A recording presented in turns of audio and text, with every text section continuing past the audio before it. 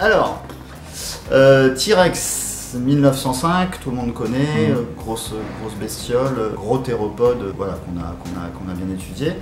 Tarbosaure, ça a été plus compliqué parce qu'il a été trouvé d'abord avec des éléments isolés. Je crois qu'il y avait qu'un morceau de crâne au début et peut-être une vertèbre. C'est les années 50, c'était les Russes qui ont trouvé ça, c'est Malev qui a trouvé ça.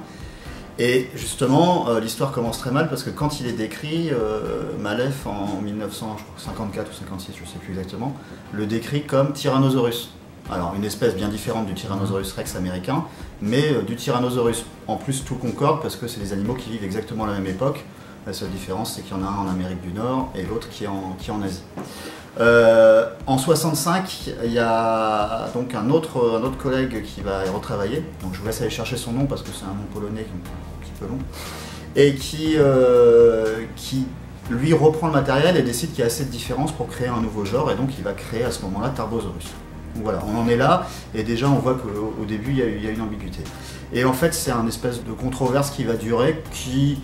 Je pense qu'aujourd'hui elle est terminée, mais qui a duré jusque dans les années, on va dire 2010 à peu près, hein, 2012. Il y a eu quelques études un petit peu plus poussées sur la morphométrie, hein, donc on a vraiment pris les crânes, on les a bien disséqués. On a pris au compte aussi l'ontogénie, parce qu'il y a des moments, il y a des gens qui disaient que s'il y avait des différences, c'est parce qu'il y avait des petits et des grands. Ça nous rappelle Nanotyrannus, ça, mais pas tout à fait. Enfin voilà, il y a eu quand même eu des études, et les différences elles sont vraiment minimes. Il y en a une qui est quand même très importante, et ça c'est bien visible quand on voit les crânes de Tarbosaurus, c'est que on a un élargissement du crâne qui est beaucoup moins important vers l'arrière du crâne chez le Tarbosaurus. C'est-à-dire que si on se met au-dessus du crâne, le Tarbosaure il a un crâne qui est quand même très triangulaire et plus ou moins continu, alors que chez le Tarbosaurus on a un élargissement de la partie arrière. Chez le T-Rex, je veux dire. Chez le T-Rex, pardon, ouais. Et en fait, ça donne cette fameuse, ce qu'on a appelé la vision binoculaire, c'est-à-dire que du coup, chez le T-Rex, les yeux regardent vers l'avant, alors que chez le Tarbosaure, les yeux, enfin du moins les orbites, font face vraiment latéralement. Donc pour moi, c'est la principale, et peut-être, je vais pas dire l'unique différence, après il va y avoir des petites différences, mais ça va être sur des petits détails anatomiques qu'on ne peut pas toujours interpréter en termes de phylogénie. Donc pour moi, c'est avec un crâne, on est capable de dire si on a affaire avec des crânes adultes, pour le moins, si on a affaire à un Tyrannosaurus ou un Tarbosaure. Ouais. Et on le connaît bien, on peut dire que cette différence, elle existe, elle est bien tranchée, parce que des crânes de Tyrannosaure adultes, on en a plein.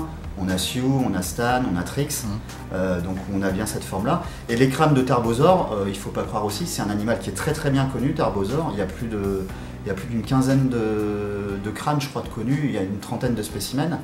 Sans parler de tout ce qui traîne en collection, parce qu'on pourrait aussi parler de tout le trafic qui a été fait autour des Tarbosaures.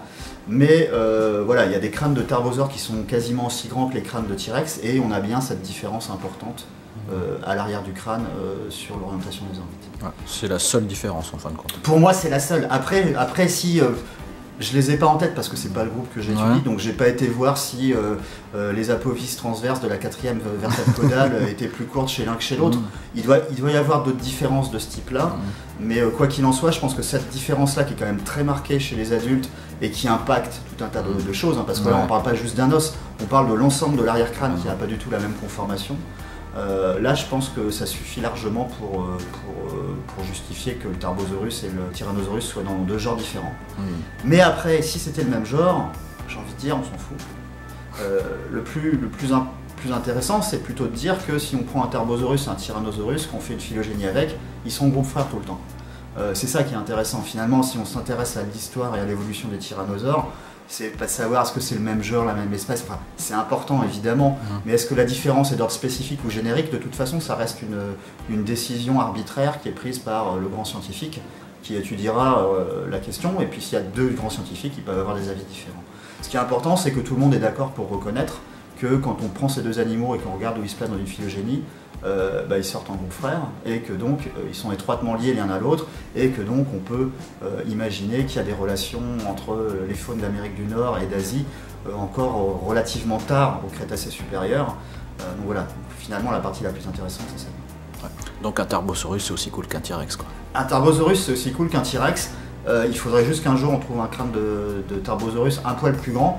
Je crois qu'actuellement, on est sur 10-12 mètres pour les plus grands Tarbosaures, alors qu'on doit être sur 11-13 mètres ou je ne sais trop quoi pour les tyrannosaures, bon, on n'est plus au mètre près, quoi. Voilà, c'est des différences qui sont minimes. Je suis pas sûr que tous les spécimens de tarbosaures aient été étudiés comme il se doit. Je disais tout à l'heure, il y en a beaucoup qui sont dans des collections particulières. Hein. On pense à l'affaire de Mr. Cage qui s'était retrouvé avec confisqué son crâne de tarbosaure. Il y a plusieurs crânes de tarbosaures qui ont été saisis par les douanes, que ce soit aux États-Unis ou en France, qui sont retournés depuis en Mongolie, et ces crânes ils sont de taille vraiment très très respectable, et ils n'ont rien à envier à ceux des tyrannosaures. Je te remercie Ronan et je te dis à bientôt. À bientôt.